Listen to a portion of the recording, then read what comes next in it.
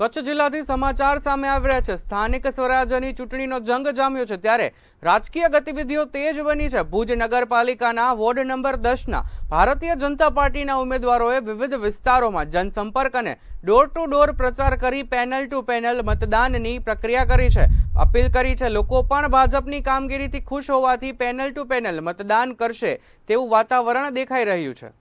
આજે જ્યારે સ્થાનિક સ્વરાજ્યની ચૂંટણી આવી છે, ભુજ નગરપાલિકા વોર્ડ નંબર 10ના 4 ઉમેદવારો આજે હોસ્પિટલ મધ્યે આજે નીકળ્યા છે।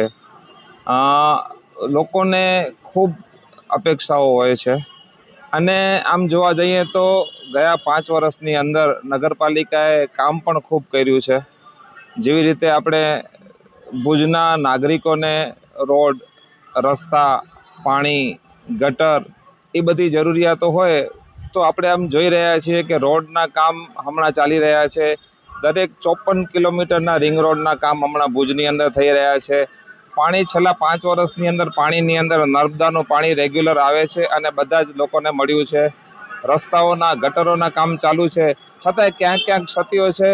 એ બધી અમે જ્યારે પ્રચારાર્થે નીકળતા હોઈએ ત્યારે બધા નાગરિકો અમને કહે છે અને ભવિષ્યની અંદર એ બધી જે ક્ષતિઓ છે એ પણ આજે પૂરી થઈ જશે। હમણાં આ નેક્સ્ટ 5 વર્ષમાં પૂરી થઈ જશે એવા પૂરેપૂરા પ્રયત્નો કરશું એવી એ લોકોને ખાતરી આપી છે। આજે ડૉક્ટર VH પટેલ જે સેવાભાવી તબીબ છે હોસ્પિટલ મધ્યે એમના આશીર્વાદ લઈ અને આજે ચૂંટણી પ્રચારાર્થે 4 વોર્ડ નંબર 10ના કાઉન્સિલો જેને ઇલેક્શનમાં લડ્યા છે એ બધા એમના આશીર્વાદ લઈને આજે પ્રચાર ચાલુ કર્યું છે।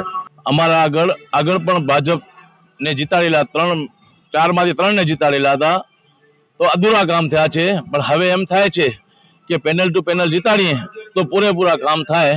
એટલે અમે ઈચ્છીએ છીએ કે ભાજપ વાળાને પણ અમે કહીએ છીએ, બધે આવ્યા હતા, આજે આવ્યા છે અમારા કને બધે અહીંયા બધું કરવા પ્રચાર કરવા માટે।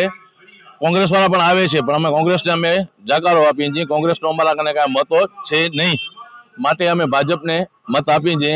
સારી રીતે કામ કરે અમારી એવી શુભેચ્છા છે ઇલાકો માટે અને સારું કામ કરે એવું અમે ઈચ્છીએ છીએ। અત્યારે અમારા કને એક રોડ આગળવાળો બન્યો છે, પાછળવાળો રોડ હજી બન્યો નથી। આગલે ફેરે ખાતરી આપી હતી પણ બન્યું નથી હજી। આગળ ફેરે અમારા કને પ્રમુખનો દાવેદાર ઘનશ્યામ ઠક્કર ઉભો હતો, એને પણ અમને ખાતરી આપી હતી, એને જીતાડ્યો, પણ પાછલો ભાગ અમારો હજી પણ બાકી રહી ગયો છે।